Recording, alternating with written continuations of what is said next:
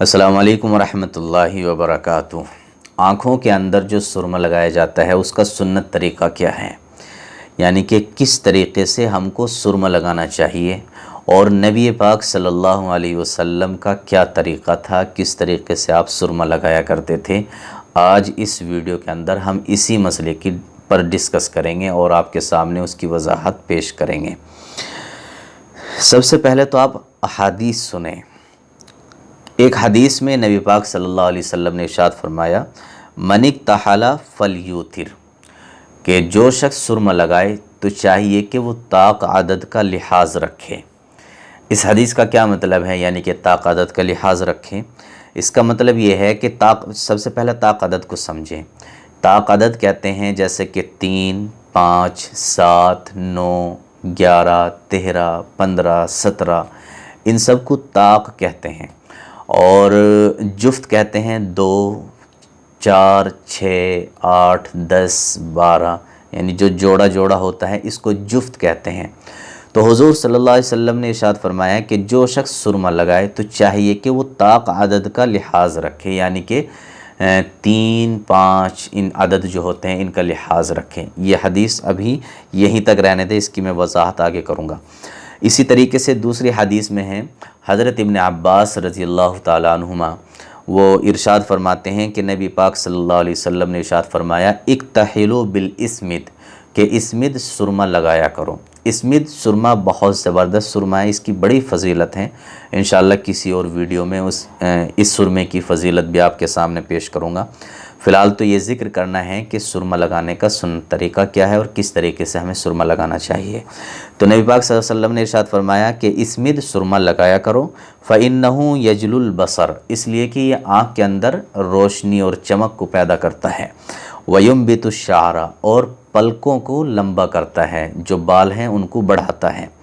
और हज़रत इब्न अब्बास रज़ियल्लाहु अन्हुमा वो फरमाते हैं, कानत लहू मुकहलतुन, कि हुज़ूर सल्लल्लाहु अलैहि वसल्लम के पास भी एक सुरमेदानी थी। यक्तहिलु बिहा कुल्ल लैलतिन सलासतन फ़ी हाज़िही व सलासतन फ़ी हाज़िही, और आप हर रात 3 सलाई एक आँख में लगाया करते थे और 3 सलाई दूसरी आँख में लगाया करते थे। तो ये दो हदीसें मैंने आपके सामने पेश की हैं। अब जो पहली हदीस मैंने आपके सामने पेश की थी, जिसमें हुजूर ने ये फरमाया है कि जो शख्स भी सुरमा लगाए तो चाहिए कि वो ताक आदत का लिहाज रखे। इस हदीस को लेकर फ़ुक़हा किराम फरमाते हैं कि 3 तरीक़े सुरमा लगाने के हैं जो सुन्नत तरीक़ा है, जिसमें ताक आदत का लिहाज रखा जा सकता है और वो सुन्नत के यानी कि करीब करीब हैं।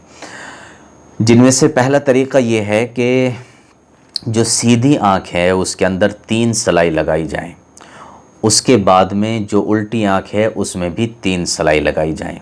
तो इस तरीके से सुरमा लगाएं, ये सुन्नत तरीक़ा है। और फ़ुक़हा लिखते हैं कि ये काबिल एतबार है और ज़्यादा सुन्नत के यानी कि करीब यही तरीक़ा है।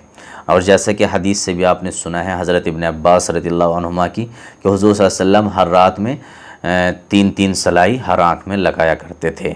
तो एक तरीक़ा यानी कि सीधी आँख में 3 सलाई और फिर उल्टी आँख में 3 सलाई। दूसरा तरीक़ा ये है आँख में सुरमा लगाने का कि सीधी आँख में 3 सलाई और उल्टी आँख में सिर्फ़ 2 सलाई। तो इस तरीके से ये कुल 5 सलाई हो जाती हैं जो दोनों आँखों में लगाई जाती हैं। तो ये भी ताक आदत पर अमल हो जाता है, ठीक है। और तीसरा तरीक़ा जो फ़ुक़हा किराम लिखते हैं वो ये है कि सीधी आँख में पहले 2 सलाई और फिर उल्टी आँख में 2 सलाई और फिर आखिर में सीधी आँख में 1 सलाई। तो ये 5 सलाई हो जाती हैं, सीधी में पहले 2, फिर उल्टी में 2, फिर आखिर में सीधी में 1 सलाई। तो ये 5 सलाई दोनों आँखों में हो जाती हैं। तो ये 3 तरीक़े हैं और तीनों तरीक़ों में से जिस तरीक़े से भी आप सुरमा लगाएंगे वो सुन्नत कहलाएगा। लेकिन पहला जो तरीक़ा है वो ज़्यादा वाज़ेह है और ख़ुद अहादीस में भी इसका ज़िक्र है। तो इसलिए पहले यानी कि सीधी आँख में 3 सलाई और उल्टी आँख में 3 सलाई ये ज़्यादा सुन्नत के करीब है। बाकी 2 तरीक़े भी जो हैं उनमें से भी अगर आप कोई सा तरीक़ा इस्तेमाल कर लेते हैं तो वो भी सुन्नत ही میں آ جاتا ہے، سنت سے باہر نہیں ہے۔